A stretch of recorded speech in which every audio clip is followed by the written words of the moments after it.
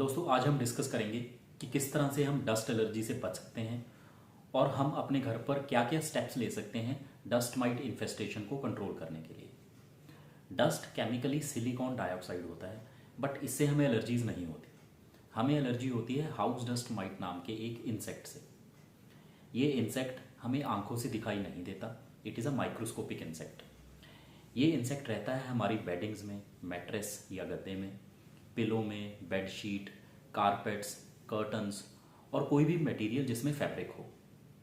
ये dust might ना तो ह्यूमंस को बाइट करते हैं, ना ही कोई इन्फेक्शन करते हैं, बट ये दुनिया में सबसे मेजर रीज़न है एलर्जीज़ का। डस्ट माइट इंसेक्ट की एक्सक्रीशन में, स्टूल्स में एक प्रोटीन होता है डर्प 1 डर्प 2।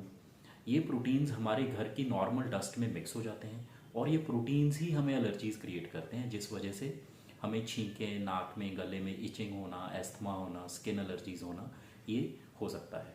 Dust allergy mostly late night या अर्ली मॉर्निंग में होती हैं, जनरली इंडोर होती हैं और बेडरूम में ज़्यादातर मैनिफेस्ट करती हैं। हमारे पिलो में 10,000 से 10 लाख तक डस्ट माइट हो सकते हैं। इन डस्ट माइट का फूड क्या है? So how do they grow and multiply? So in dust might insect का फूड होता है हमारी ही डेड स्किन। तो हमारी स्किन जब शेड होती है और वो बिस्तर में गिरती है, उसे ये dust mite as a food use करते हैं, ग्रो एंड मल्टीप्लाई करते हैं। सो अब ऐसे क्या क्या फैक्टर्स हैं जो डस्ट माइट की ग्रोथ को प्रमोट करते हैं, जिससे डस्ट माइट बढ़ सकते हैं हमारे हाउस में।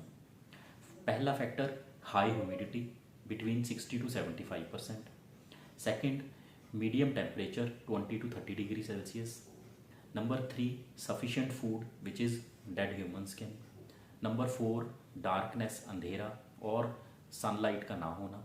Number 5, fabrics. नॉर्थ इंडिया में मई और जून के मौसम में ज़्यादा गर्मी और ड्राइनेस की वजह से डस्ट माइट इन्फेस्टेशन जनरली कम हो जाते हैं और थोड़े सिम्टम्स भी कम हो जाते हैं। अब हम कुछ ऐसे उपाय डिस्कस करेंगे जिसे आप घर पर इजीली कर सकते हैं डस्ट माइट को कंट्रोल करने के लिए। नंबर 1, अपने बेडशीट, पिलो कवर और कोई भी कपड़ा उसे गर्म पानी में 60 डिग्री टेम्परेचर तक हफ्ते में एक बार वॉश करें। नंबर 2, इंडोर ह्यूमिडिटी को 50% से कम रखने की कोशिश करें। इसके लिए आप एक ह्यूमिडिटी मॉनिटर खरीद सकते हैं जो इजीली ऑनलाइन आपको 300 to 400 रुपीज़ का मिल जाता है। नंबर 3, कर्टन, कारपेट, फैब्रिक का सोफ़ा जितना हो सके कम यूज़ करें।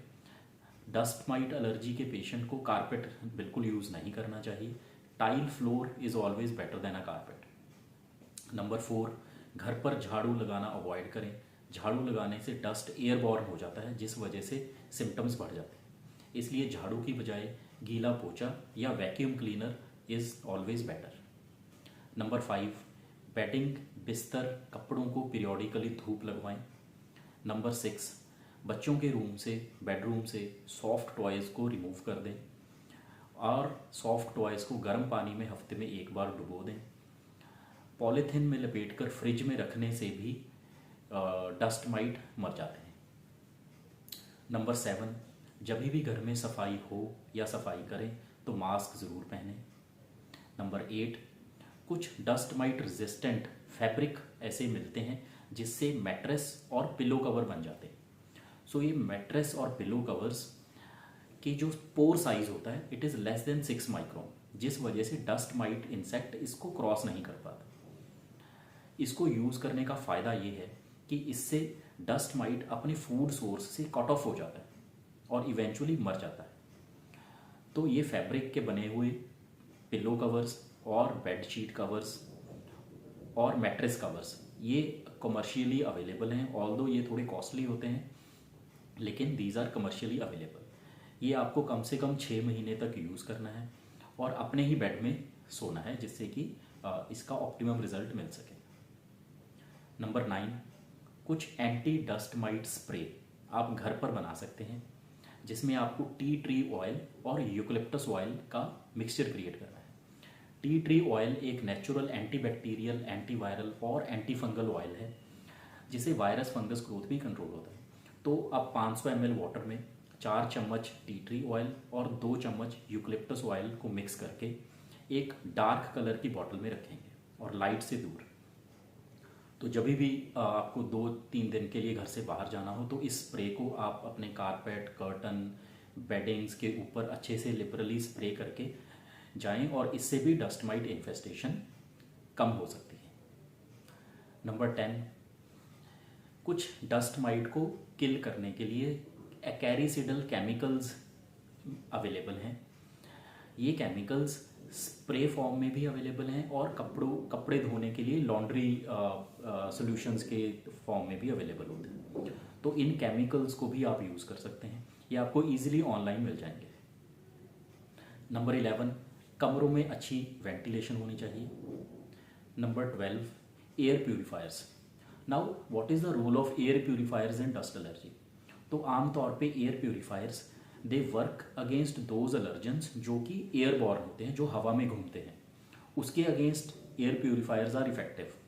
But dust is usually heavier than air और वो नीचे सेटल हो जाता है, इसलिए आमतौर पर एयर प्यूरीफायर्स का डस्ट एलर्जी में बहुत ज़्यादा रोल नहीं है, लेकिन फिर भी they have other uses and they help in other allergens and pollutants. तो दोस्तों, अगर आपको डस्ट एलर्जी है, आँखों में, नाक, गले में इचिंग होना, छींके आना, running nose, nose block, asthma है, तो प्लीज़ इन स्टेप्स को जितना मैक्सिमम हो सके फॉलो करें। हम अपने क्लिनिक में आने वाले सभी पेशेंट्स को एक एलर्जन अवॉइडेंस मेजर्स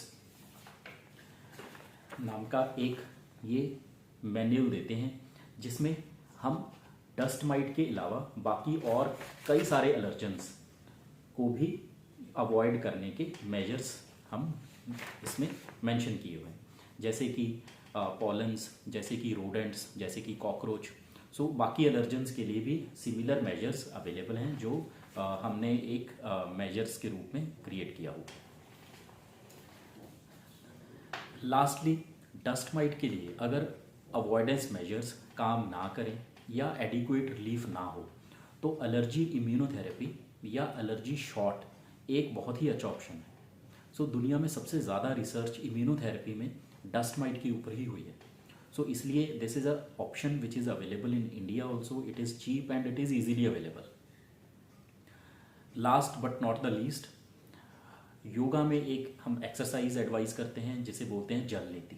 सो जल नीति में हम सेलाइन से या पानी से अपने नाक को डूशिंग करते हैं, उसकी सफाई करते हैं।